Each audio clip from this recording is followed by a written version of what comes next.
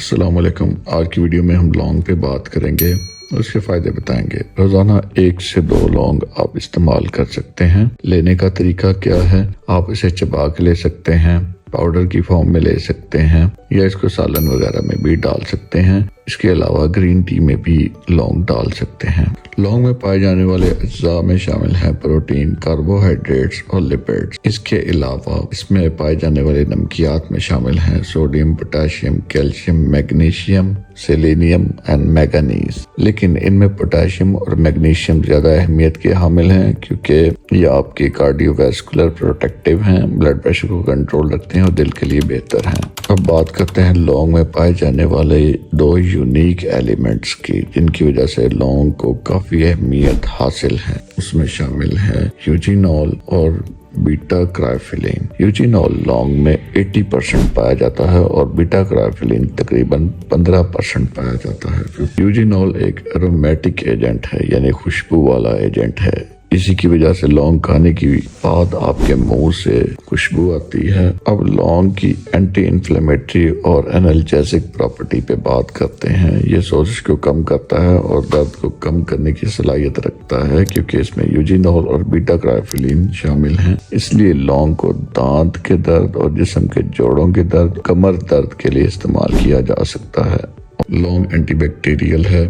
Anti bacterial ہونے کے ناطے یہ ایچ پائلوری جو کہ معدے میں پائے جانے والا ایک بیکٹیریا ہے، اس کو مارتا ہے، جس کی وجہ سے آپ کی تیزابیت کا مسائل حل ہوتے ہیں۔ اینٹی انفلیمیٹری ہونے کے ناطے آنتوں کی سوزش کو کم کرتا ہے، مطلب لونگ کے استعمال سے آپ ایسیڈیٹی اور آنتوں کی سوزش سے نجات حاصل کر سکتے ہیں۔ لونگ کو سر کی خشکی کے لیے بھی استعمال کیا جا سکتا ہے کیونکہ لونگ اینٹی فنگل بھی ہے۔ لونگ کے اینٹی فنگل ہونے کی وجہ سے لونگ کا آئل استعمال کریں۔ خشکی پروڈیوس کرنے والا ایک میجر ایلیمنٹ جو ہے وہ ایک فنگس ہوتی ہے جس کا نام ہے میلاسیزیا فنگس۔ لونگ آئل استعمال کریں جو اس فنگس کو ختم کرتا ہے اور خشکی کو ختم کرتا ہے۔ لونگ اینٹی آکسیڈنٹ ہے، لیور پہ آکسیڈیٹیو سٹریس کو کم کرتا ہے جس کی وجہ سے لیور کی ڈیٹاکسیفیکیشن ہوتی ہے، فیٹی لیور میں کمی آتی ہے۔ لونگ آسٹیو پروٹیکٹیو ہے، یعنی ہڈیوں کو مضبوط کرتا ہے، ہڈیوں کی ریسارپشن کو کم کرتا ہے،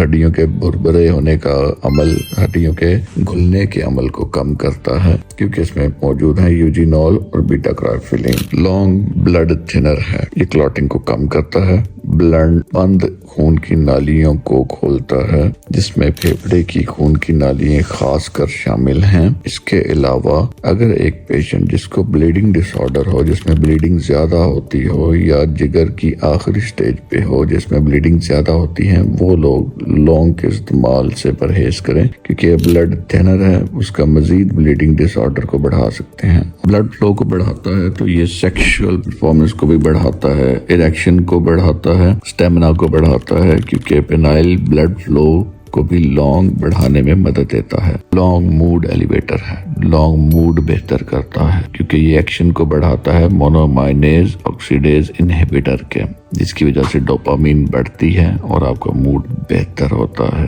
لونگ نیند کو بہتر کرتا ہے۔ لونگ اینٹی ڈائبیٹک ہے، ڈائبٹیز کو کنٹرول کرتا ہے، انسولین کی پروڈکشن کو بڑھاتا ہے۔ کیسے؟